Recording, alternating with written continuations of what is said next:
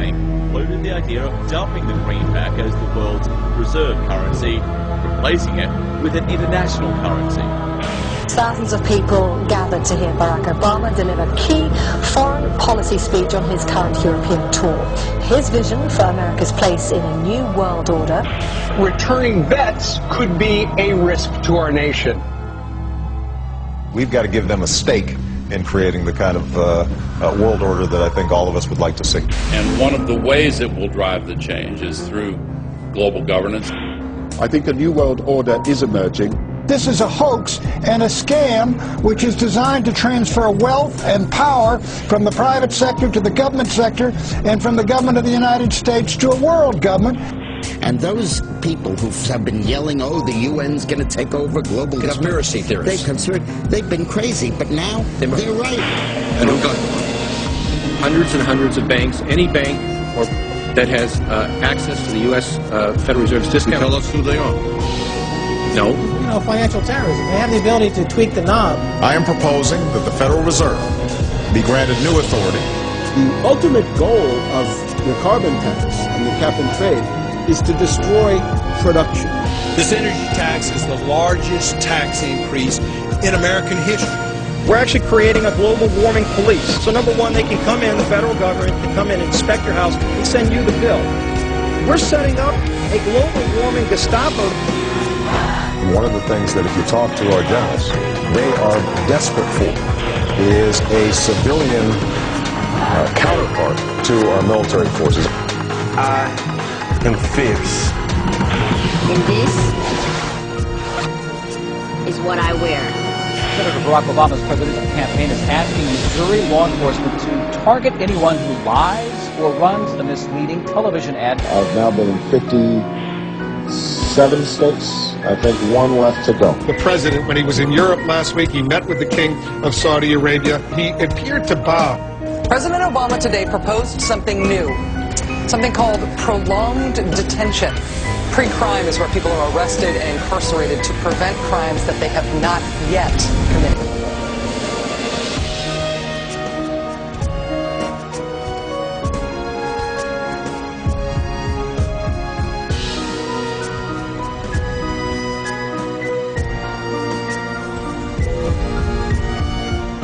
It's the World Wrestling Federation. It's the Washington Wrestling Federation. They put on this show that they're bitter rivalries, you know, villains, and they really don't like each other. But behind closed doors, they buddy up for a drink and make deals. Both the Republican and Democratic parties are owned by the same global elites. And on issues that matter to those global elites, they act as one. They've wrapped themselves in the American flag, and they've talked about preserving American heritage and principles, and all the while they're working to merge us into a new world order where our sovereignty will be destroyed. We'll lose all connection with our American heritage. With Bush, you knew exactly what you were getting. It was there was no iron fist in a velvet glove. It was just the iron fist. Whereas with Obama, you've got the velvet glove and the iron fist. You know, a very sharp guy, very smooth, knows exactly what he's doing. For that reason, far more dangerous than Bush. Well, at the end of last year, I was willing to give Obama the benefit of the doubt. I thought it was premature to write this guy off.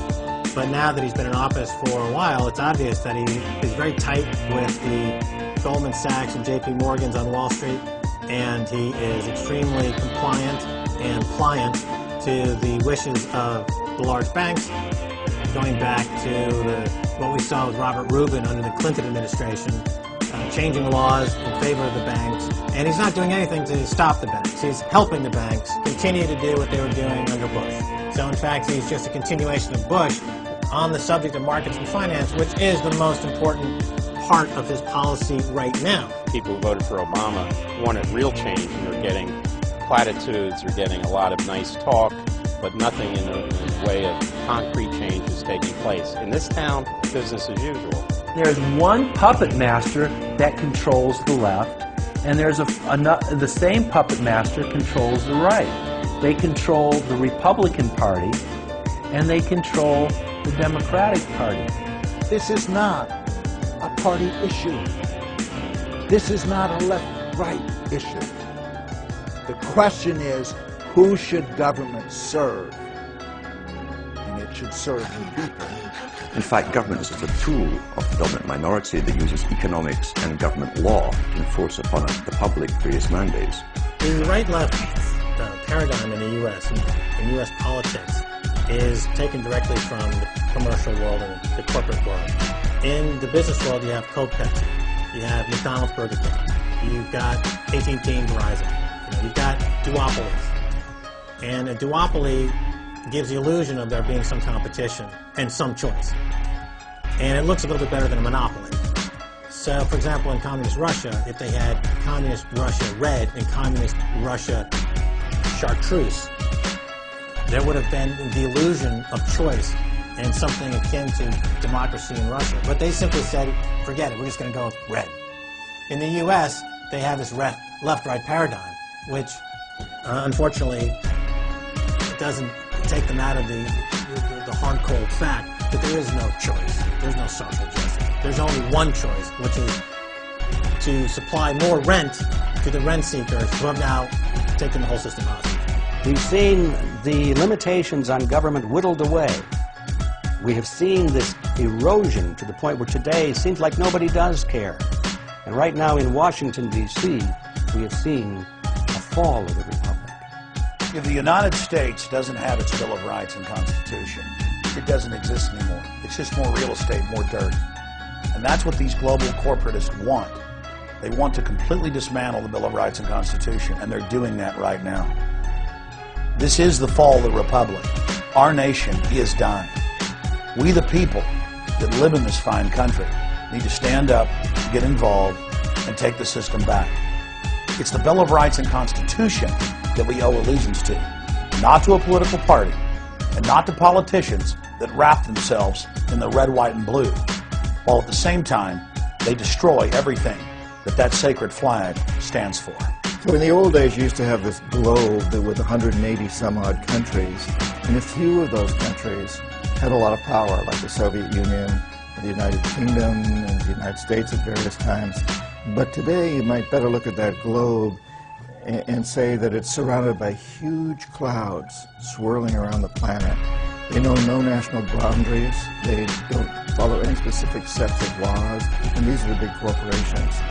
They basically control politicians around the world because they have all the money, and politicians always need money to get elected or to run their governments if they're not democratically elected politicians. They control the mainstream press, either through outright ownership or advertising budgets. They have massive amounts of lobbyists in Washington that have tremendous influence on our president and Congress. And they really are calling the shots. They form partnerships with the Chinese and the Taiwanese and the Tibetans, or with the Israelis and Arab nations, with Brazilians and Indians, with whatever country, whatever group of people has resources that they covet. And so for the first time in history, we really have this new form of an empire. Barack Obama is a puppet of the New World Order to bring in a World Bank, to destroy the economy of this country, and to bring in global governance. And no matter how likable the fellow is, we as citizens of this country need to stand up and say no. We have to stand up to preserve a republic and a rule of law, which is under dire threat. We don't want to live under a world government of the corporations, by the corporations, and for the corporations. I don't want to believe it, and that's probably what holds me back on it, but I'm certainly seeing enough indication that it could be true. Absolutely, because they're always talking about Mexico and the United States and Canada ending up like Europe. And there's things done politically that seem to take us in that direction. And so I think it's incumbent upon all of us as American citizens to pay attention. This move to world government is not about roses and happiness and peace and in a better life. It's about enslavement. They said in their own writings, from the earliest times to the present, the world they're bringing in is to be a world where everyone who is born, or will be allowed to be born, would be born to serve the state. That would be their sole function. That's if they had a job for you to fulfill or a need.